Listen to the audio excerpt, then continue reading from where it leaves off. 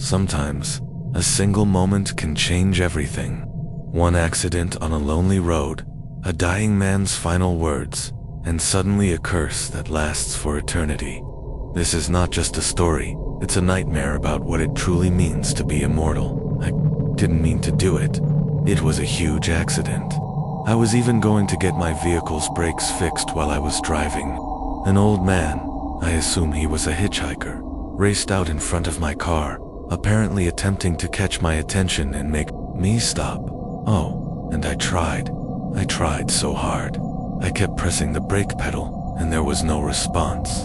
I stomped on the pedal, forcing it down as hard as I could, in hope that the man that so foolishly darted out in front of my car would still be alive by the time my car had stopped. I had that sinking feeling in my stomach. Had I just killed the man? Heat seemed to fill the space between my ears, like it would when I was a child, and knew I had been caught doing something wrong. A fair distance from the halted vehicle, I saw the man. His tattered clothes suggested he may have been homeless, and his heavy breathing only could put the idea in my head that he was in great pain. I approach him. I ran to ask him if he was okay.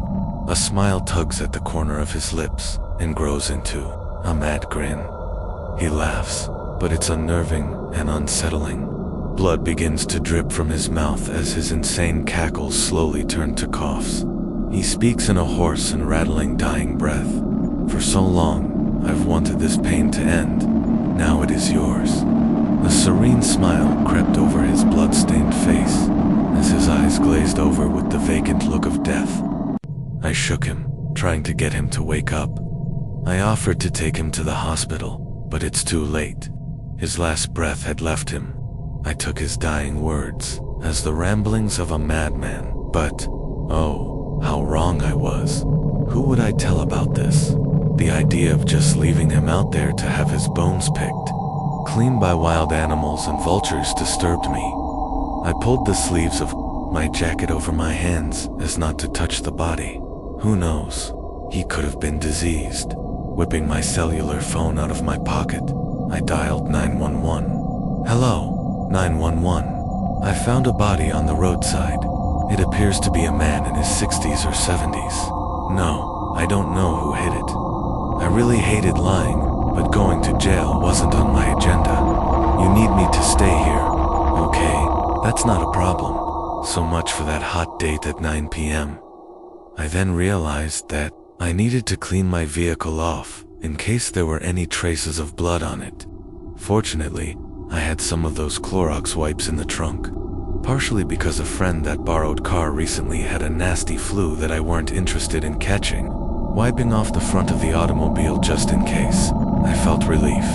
The police and an ambulance showed up, only to tell me that they found no body and it was most likely just a trick of the light. My eyes shifted to the location of where the man had been. I could only see one thing. A thick layer of dust was lying where he once was. Was it all just a trick? That was impossible. I felt the car hit him. I held him in my arms as his soul faded from existence, but then a strange feeling began to come over me. I felt so alive, so awake.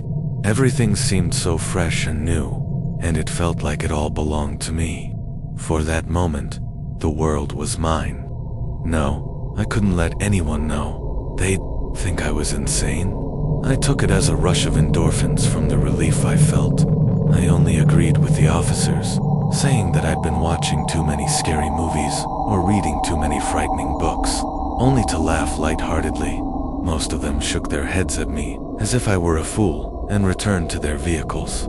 I got back in my car and resumed getting the brakes fixed as planned. Life continued as usual. That feeling of grandeur hadn't left me yet. I always felt great, at least for a good while. I got married to the person of my dreams. I lived in a nice house. Everything was wonderful.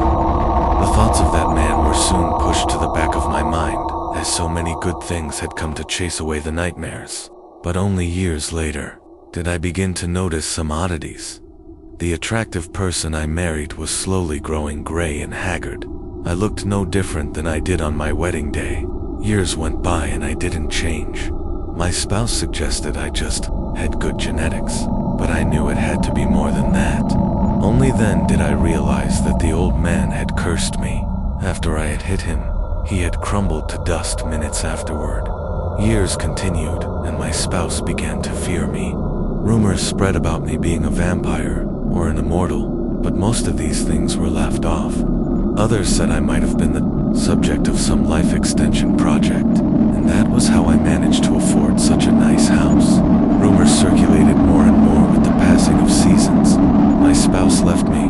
I went to the funeral, not looking a day older, but I was shunned by the family.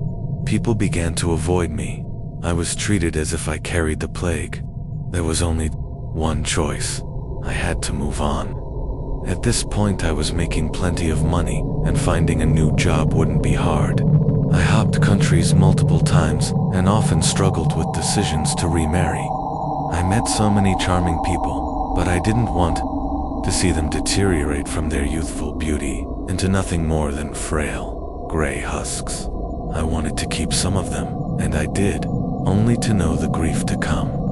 I kept them until they shriveled away into no more than skin and bone buried beneath the ground in caskets. I fell apart more and more. My heart would ache only too desperately. Reach out for love again. My euphoria was slowly replaced by misery and depression each day. All I loved would die. All I saw would suffer from eventual destruction. My life was a vessel filled with nothing more than despair. It had become a painful cycle. I would do everything in my power to numb the pain. I turned to drug use. I turned to prostitution and simply tried to fuck away the pain. I tried to kill myself, only to realize that nothing worked.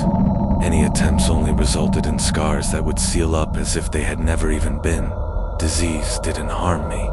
Nothing hurt me except the loss of anything I had grown to love. The only solution would be complete solitude. I locked myself away and shattered everything I could see my accursed reflection in. That ageless reflection. That God-forsaken reflection. After all of this, I realized what the old man meant. He wanted to die. He wanted to end his misery. Immortality is not so glamorous after all. But after hearing my tale, do you still want it? Do you want to go through what I have? I believe the only thing able to kill an immortal of my nature is an act of murder. Please, have mercy. Please kill me. Asterisk. And so, immortality turned out to be nothing but an unbearable curse. Everything around you fades, while you remain forever alone. Now tell me, do you still wish to live forever? If you enjoyed this terrifying story, don't forget to hit the like button and subscribe to the channel for more horror tales every week. The darkness is waiting.